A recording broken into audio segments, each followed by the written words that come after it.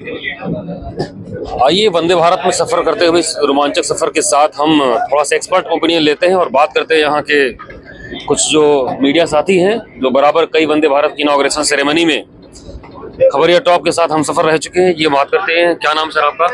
मेरा नाम है डॉक्टर सत्यव्रत शुक्ला, खबर फास्ट न्यूज चैनल से हूँ। क्या कहना चाहेंगे सर वंदे भारत? देखिए, हम तो यही कहेंगे कि ये एक ऐतिहासिक पल है जिसका हिस्सा बनने का सौभाग्य हम लोगों को मिल रहा है।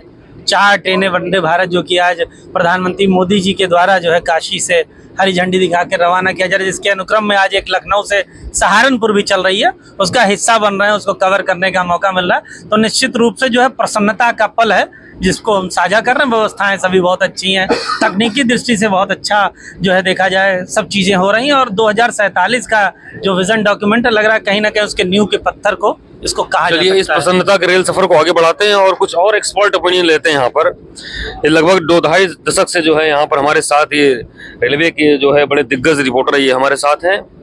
राजेश श्रीवास्तव जी, सर क्या कहना चाहेंगे? टू द पॉइंट सवाल करेंगे कि वंदे भारत ठीक है, बताया रोमांचक सफर है, प्रसन्नता का है, 2047 है, वो सब पॉलिटिकल है, सब अलग है, लेकिन एज आप तकरीबन 25 साल से आप कवर कर रहे हैं रेलवे को, जो सुनने में आता है कि वंदे भारत की सीटें भी खाली जा रही हैं, क्या लग रहा है कि वंदे भारत की जरूरत है कि नहीं?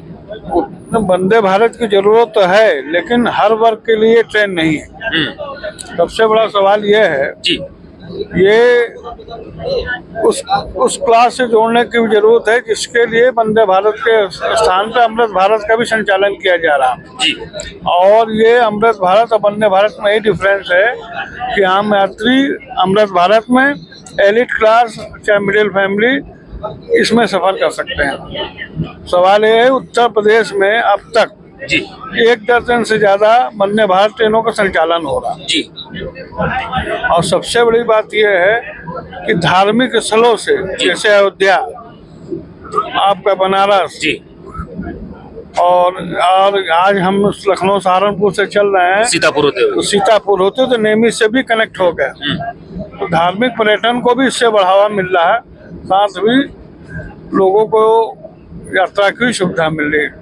और सबसे बड़ी बात है कि भारत में निर्मित ये ट्रेन है, इसलिए धीरे धीरे इसका विकास होगा। और आइए आगे बढ़ते हैं। ये हमारे साथ निशांत यादव जी हैं, बहुत ही तेज तर्रार रिपोर्टर, प्रदेश में कई स्तर पर अलग अलग इन्होंने रेलवे को रिपोर्ट किया है। और आइए इनसे बात कर। सर क्या एक्सपीरियंस लग रहा है आपको इस वंदे भारत का?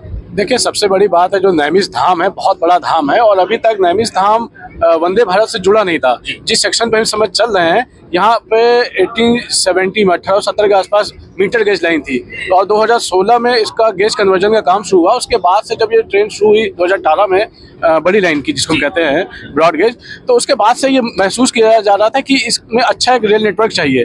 और ये वंदे भारत का सबसे अच्छा फायदा ये है कि अगर हम नैमिष धाम जाना चाहें सुबह से जाकर और दिन भर रह कर स्नान करके और अपना दर्शन करके हम रात तक लखनऊ लौट सकते हैं। तो धार्मिक टूरिज्म को बढ़ावा मिलेगा।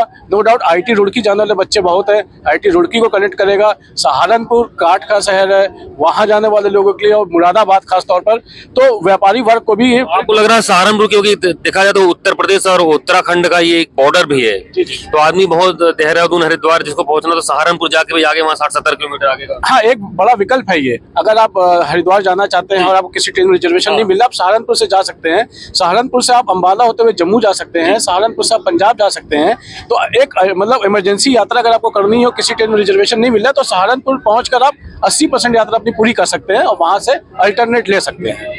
देखिए, निशान भाई ने बहुत सही बात कही, बताई, और राजेश सर ने भी की किस तरीके से। आइए हमारे साथ और वरिष्ठ साथी हैं, पंकज सागर जी, काफी लंबे समय से तकरीबन 3 दशक से रेलवे को रिपोर्ट कर रहे हैं सर, और इन्होंने जो है मालगाड़ी से लेकर रेलगाड़ी से लेकर वंदे भारत और शताब्दी सब कह लीजिए। सर क्या एक्सपीरियंस कहेंगे आप?